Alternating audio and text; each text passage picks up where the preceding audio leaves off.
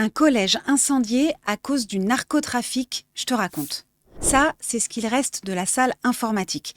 Les ordinateurs sont fondus, il y a de la suie partout. Au total, une vingtaine de salles ont été détruites.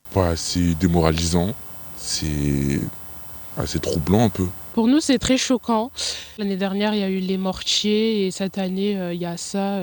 On est à Dijon, au collège Champollion, dans le quartier des Grésilles. Cet établissement a déjà été visé par des tirs de mortiers d'artifice il y a quelques mois. Et la médiathèque du quartier, elle, a déjà été incendiée à 2 reprises. Selon les enquêteurs, il y a peu de doute. Le feu déclenché dans la nuit de vendredi à samedi est criminel. D'abord parce qu'il y a eu plusieurs départs de feu. 2 bidons d'essence et un gant ont aussi été retrouvés sur place. Les portes anti-incendie ont été bloquées pour faire plus de dégâts. Et puis les secours ont aperçu entre 3 et 5 personnes prenant la fuite.